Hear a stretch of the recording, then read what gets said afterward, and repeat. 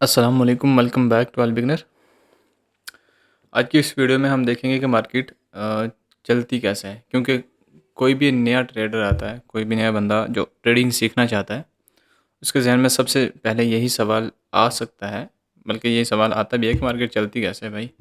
इसका थोड़ा बिहेवियर तो बताओ ना। जैसे कोई भी बंदा है वो चलता कैसे है, बड़े कदम उठा उठा के चल रहा है, छोटे कदम उठा उठा के चल रहा है, या तेज़ भाग रहा है। आज इस वीडियो में हम इसी के बारे में बात करेंगे। और ये भी हमें पता होना चाहिए कि मार्केट बिना मकसद मूव नहीं करती। कोई ना कोई लॉजिक होता है उस मूव के पीछे। अगर आप इन वजूहात को, इन लॉजिक को समझ लें तो आपके लिए कामयाब ट्रेडर बनना, कामयाबी से ट्रेड करना आसान हो सकता है। सबसे पहले तो इस चीज़ को कवर करते हैं कि मार्केट किन तरीक़ों से मूव करती है। मार्केट हमेशा 3 तरीके से मूव करती है, जिनमें से पहले नंबर पर आ जाता है ट्रेंडिंग मूव। अब ट्रेंडिंग मूव जो है वो कोई भी हो सकता है, चाहे वो अप साइड का जा रहा हो, चाहे डाउन साइड का जा रहा हो, हम उसे ट्रेंडिंग ही कहेंगे। ठीक है? तो सबसे पहला हो गया कि वो एक या तो अपर साइड पे जा रही होगी, दूसरे नंबर पर या वो डाउन साइड पे जा रही होगी। ठीक है? ये दूसरा उसका मूव है। या वो एक एरिया के अंदर, एक एरिया ले लो, कोई भी ले लो एरिया, या वैसे ही बॉक्स ना बनाओ, वैसे ही ले लो एरिया, उसके अंदर करेक्शन कर रही हो। ठीक है? अब ये 3 तरीके हैं इसके मूव करने के, या तो अप साइड पे जाएगी, या डाउन साइड पे आ जाएगी, या एक जगह पे करेक्शन करती रहेगी। ठीक है? अब हमें इससे फ़ायदा हासिल कैसे करना है? अगर अपर साइड पे जा रही है, इसकी प्राइस की जो कीमत है वो बढ़ती जा रही है, हायर हाई हायर लो बनाती हुई ऊपर की साइड पर जा रही है, इस सूरत में हम बाय करेंगे। और बाय करने की सूरत में जैसे जैसे मार्केट ऊपर जाता रहेगा, हमारा प्रॉफिट बनता रहेगा। या तो फिर इसमें डाउन जा सकती है, डाउन जैसे जैसे डाउन जाएगी मार्केट, तो ये हमारा प्रॉफिट बनता रहेगा। और इस सूरत में ये लोअर लो लोअर हाई, लोअर लो लोअर हाई बनाती हुई नीचे जाएगी। इसकी एक सादा सी पहचान ये है कि जब भी मार्केट ऐसे हो फिर भी ट्रेंडिंग है, ऐसे हो फिर भी ट्रेंडिंग है। ठीक है? इसकी मैं मिसाल आपको एग्जाम्पल के साथ समझा देता हूँ लाइव मार्केट में जाकर। यहाँ पे हम थोड़ा बैक करेंगे। ये वाला एरिया देखिएगा, यहाँ मार्केट ने एक डाउन साइड पर ट्रेंड दिखाया। ठीक है? उसके बाद ये वाला एरिया, ये एक करेक्शन मोड था। ठीक है? करेक्शन करने के बाद फिर मार्केट ने दोबारा से अप साइड पर मूव पकड़ा यहाँ से। अब अब आपको समझ आना चाहिए कि ये वाला जो एरिया था, यहाँ से जो नीचे गिरा था मार्केट ने, ये ट्रेंडिंग था, और ये भी ट्रेंडिंग था। और ये जो करेक्शन मोड था, ये वाला जो है वो करेक्शन मोड है। मार्केट या तो ऊपर जा रहा है, या नीचे जा रहा है, या करेक्शन मोड में। आपने जब नीचे आ रहा है या ऊपर जा रहा है, उस वक़्त आपने ट्रेड करनी है। करेक्शन मोड में होगा, उस वक़्त आपने ट्रेड नहीं करनी। जो करेक्शन मोड है ना, इसमें ज़्यादा आपके एसएल हिट होने के चांसेस होते हैं। ठीक है? अगर करेक्शन मोड बड़े टाइम फ्रेम में और बड़ा एरिया बना हुआ है करेक्शन मोड का, तो फिर उसमें आपने छोटे टाइम फ्रेम में जाके ट्रेंड तलाश करना है। जब छोटे टाइम फ्रेम में जाके आप ट्रेंड तलाश करेंगे, तो आपका वो वहाँ पर भी आपको ट्रेंड मिल जाएगा, और उसकी बेस पे आप बाय या सेल कर सकते हैं। अब ये सवाल भी आ रहा होगा आपके ज़हन में कि हमें कैसे मालूम होगा कि भाई ये ट्रेंडिंग मोड में है, ट्रेंड में बन भी रहा है या नहीं बन रहा? तो उसके लिए मैं आपको बता देता हूँ, जब भी मार्केट एक स्ट्रक्चर बना रही हो, स्ट्रक्चर मीन्स के higher high higher low, higher high higher low, higher high higher low, ऐसे बना रही है, तो ये एक ट्रेंडिंग मोड में है। ठीक है? ये अप साइड के मोड में है। ठीक है? और जिस वक़्त मार्केट डाउन साइड पे प्राइस बना रही है, लोअर हाई, लोअर लो, लोअर हाई, लोअर लो, लोअर हाई, लोअर लो, इस तरीके से बना रही है, तो इस वक़्त भी मार्केट ट्रेंडिंग मोड में होती है। इसकी मैं एग्ज़ाम्पल आपको दे देता हूँ, मैं ज़्यादा पीछे नहीं ले जाऊँगा। ये वाला हो गया। ठीक है? ये ट्रेंड बनाया था मार्केट ने, ये इसने हायर हाई बनाया था, हायर लो बनाया, फिर हायर हाई बनाया, फिर हायर लो बनाया, फिर higher high, higher low, higher high, higher low, higher high. ठीक है? इसी तरीके से डाउन ट्रेंड में भी देख लेते हैं। यहाँ पर यहाँ से शुरू हुआ था डाउन ट्रेंड। ठीक है?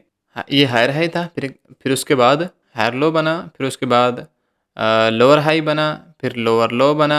ठीक है? लोअर हाई बना, फिर लोअर लो बना, फिर लोअर हाई, लोअर लो, लोअर हाई, लोअर लो। सही है? लोअर हाई, लोअर लो क्या मतलब है इस चीज़ का? ये हाई है, इस प्रीवियस का ये अपर लेवल है। अपर लेवल मतलब हाई लेवल है और ये जो लेवल है, इस हाई का लो लेवल है, ठीक है? तो इसको कहेंगे हम, ये प्रीवियस का हाई है तो मतलब हायर हाई, हाई का भी हाई, ठीक है? तो हायर हाई हो गया।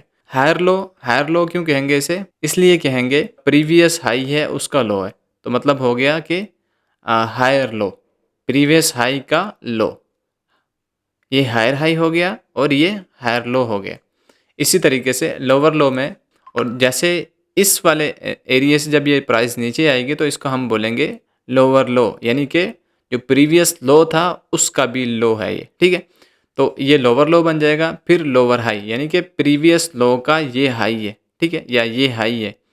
ऐसे तरीके से जैसे नीचे आता रहेगा लोअर लो बनता रहेगा, उससे ऊपर जाएगा प्राइस तो उसका लेवल जो है लोअर हाई बनता रहेगा, ठीक है? आप इसे इस तरीके से भी लिख सकते हैं, जैसे कि हायर हाई के लिए डबल एच, ठीक है? और हायर लो के लिए एच एल, ठीक है? और जो लो होता है, लो के लोअर लो, ठीक है? लोअर लो के लिए और लोअर हाई के लिए एल एच, ठीक है? आप इस तरीके से इसे लिख सकते हैं। ये आसान तरीके हैं और याद रखने में भी आसानी रहती है। इस तरीके से भी पहचान कर सकते हैं इसकी कि मार्केट में वॉल्यूम बहुत ज़्यादा आ रहा हो। वॉल्यूम बहुत ज़्यादा आ रहा हो मतलब कि कैंडल्स जो हैं वो बड़ी-बड़ी बन रही हों। अगर कैंडल्स बड़ी-बड़ी बन रही हैं तो वहाँ पर चांस होता है कि या तो अपर साइड पे ट्रेंड बनेगा या डाउन साइड पे ट्रेंड बनेगा, ठीक है? फिर उसमें हम कुछ चीज़ें देखेंगे, हम उसको डिस्कस नहीं करेंगे यहाँ पर। वो टॉपिक वाइज़ जब डिस्कस करते रहेंगे तो एंड पे हम इन सब टॉपिक्स को मिक्स करके फिर मैं आपको बताऊँगा। बहरहाल अभी एक-एक टॉपिक को देखेंगे। जब एक जगह पे बहुत बड़ी कैंडल बन रही होंगी, या तो फिर वो अप साइड पे जाएगा या डाउन साइड पे आएगा। यहाँ पे देखिएगा अगर बड़ी-बड़ी कैंडल बन रही है तो ये डाउन साइड पे आता जा रहा है। यहाँ पर बड़ी-बड़ी कैंडल बन रही थी तो अप साइड पे जाता जा रहा था। ये होता है वॉल्यूम। वॉल्यूम वैसे आप यहाँ पर इंडिकेटर भी लगा सकते हैं। ये वाला वॉल्यूम इंडिकेटर लगाएंगे तो आपको यहाँ पर शो होना शुरू हो जाएगा इंडिकेटर की सारी सेटिंग्स, ठीक है? सॉरी, सेटिंग्स कह रहा हूँ, सारी जो उसकी वॉल्यूम है वो यहाँ पर बताना शुरू कर देगा कि वॉल्यूम क्या बता रहा है, कैंडल्स के हिसाब से ये वॉल्यूम क्या बता रहा है।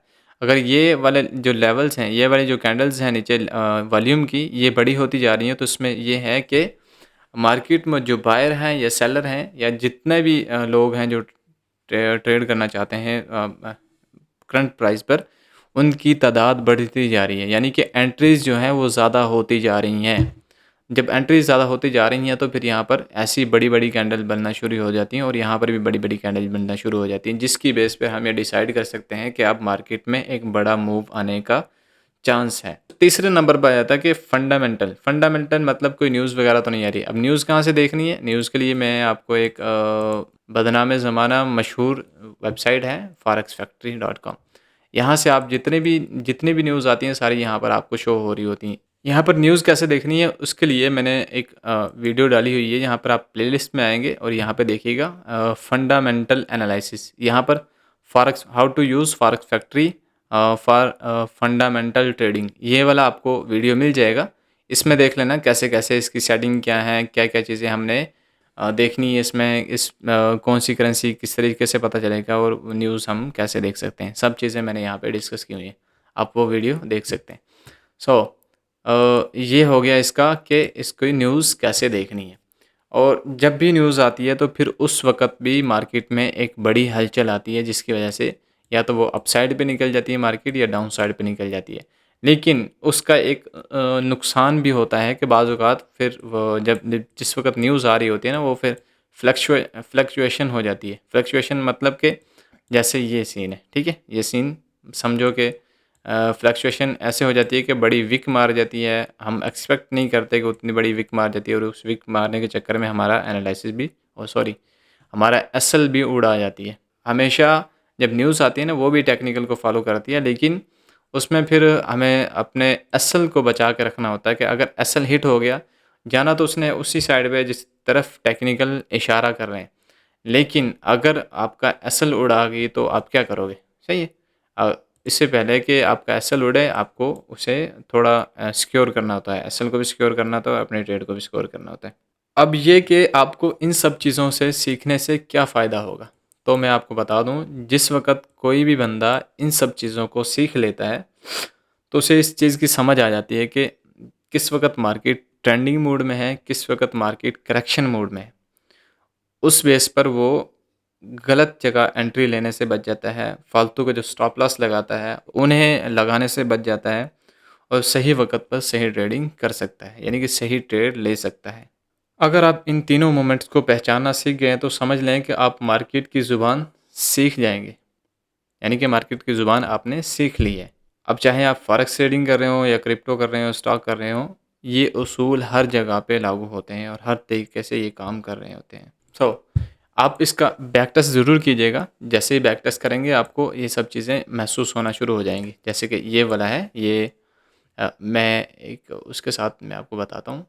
ये वाला जो ये वाला एरिया जो है, ये हायर हाई का लेवल है, ठीक है?